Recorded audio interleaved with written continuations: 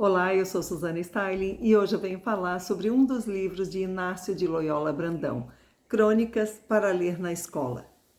Essa é uma seleção feita por Regina Zilberman e reúne crônicas de Inácio de Loyola Brandão, não somente crônicas, mas também memórias suas.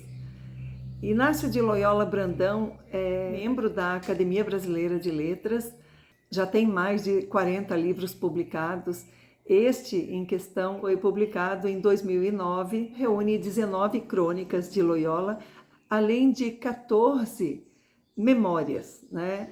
Vem intitulado dessa forma como memórias, ou seja, vivências dele aqui no Brasil, em São Paulo, onde ele viveu por muito tempo, em Berlim também tem história vivenciada por ele, onde ele viveu por 2 anos. São histórias curtas, muitas delas apenas 3 páginas, algumas não chegam a isso.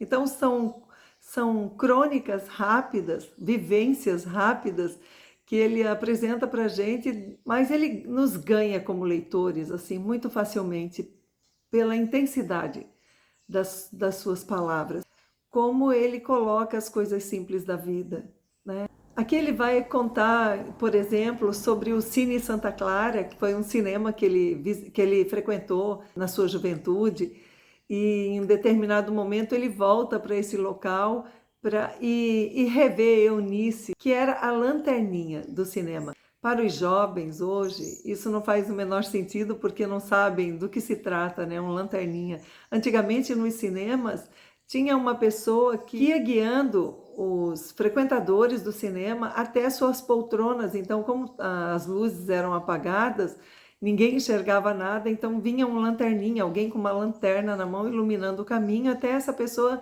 se acomodar em suas poltronas, né? Hoje é completamente diferente, tem luzes bem suaves assim nas laterais dos cinemas, então ninguém se vê perdido na escuridão. Mas diferente antigamente, precisava, né, de uma lanterninha. Então Eunice fazia esse papel e tinha assim uma aura em torno de Eunice por se parecer muito com Sophia Loren, e ele queria recordar, né, aqueles momentos vividos ali, ele queria rever, ele ficou feliz de rever esta Eunice. Vai ser falado de coisas simples, pequenas no dia a dia, sabe aquelas pequenas surpresas que a vida nos reserva, às vezes no momento em que você entrou numa cafeteria para fazer um lanche, tomar um café e você se depara com alguém e surge um episódio interessante naquele momento.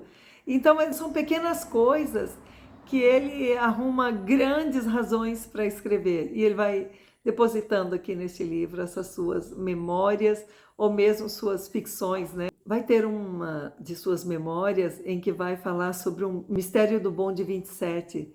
E é muito interessante como ele inicia essa história, ele vai falando sobre você, sabe? Assim, você que eu vi nesse dia, você que eu segui, você. E a gente termina essa história sem saber absolutamente nada sobre essa pessoa, mas você se vê até o pescoço envolvido com a história e você quer saber, afinal, quem é esse você? O que aconteceu com esse você? É muita habilidade, viu? Fazer isso. E fazer você se envolver tanto em 3 páginas, menos de 3 páginas de uma história, faz você se envolver sem você saber sequer o nome da pessoa por quem você está morrendo de preocupação. Loyola Brandão vai trazer também aqueles pequenos pecados, né, pequenas transgressões, mas que dão um tempero à vida. Vai ter exatamente esse título, A Delícia de uma Transgressão, onde ele vai relatar uma fuga, né, do trabalho. Então, deveria ser um dia comum ir para o seu trabalho com suas ocupações, né? Tantas coisas sempre nos esperam no nosso trabalho, e simplesmente se desviar, passar num local, comprar um bom livro, comprar alguma coisa que lhe agrade, entrar numa sessão de cinema, sabe? Fugir da sua realidade, das suas obrigações. Então, assim, uma pequena transgressão que lhe traz um alívio, assim, lhe traz um grande prazer, na verdade. E muito bacana como a gente vai se identificando com esses relatos dele extremamente humanos, né? Extremamente reais, e com doses delicadas de invencionices dele, sabe? Em uma das suas memórias, que eu achei lindíssima, que vai se intitular O Natal que se encheu de luz. E uma parte desta história está exatamente aqui na capa, onde está dito assim: nos dedicamos a uma caçada insólita, até conseguirmos as nossas luzes. E naquela noite a árvore se acendeu e foi um delírio. Tínhamos caçado centenas de vagalumes. Colocamos em vidros vazios de remédios da farmácia do Bertoldi e os penduramos. O quintal se encheu de luz.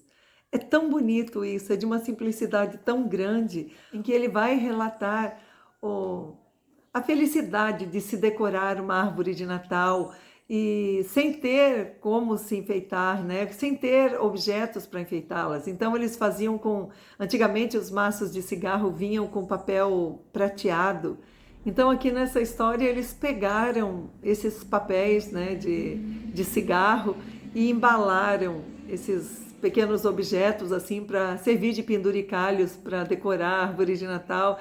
E as luzes que não se tinha eram os vagalumes que eles mesmos caçaram, né? Então, claro que a gente está falando de uma época muito antiga, porque hoje nas cidades nem se vê mais vagalumes, né?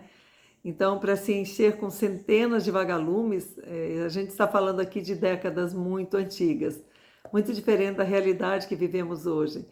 Mas que delícia, que bem-estar que me causava a leitura dessas crônicas e dessas memórias de Inácio Loyola Brandão.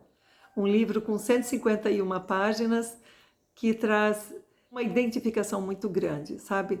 O leitor se identifica muito com o que este autor está falando, exatamente pela linguagem muito próxima com a nossa, com o nosso dia a dia.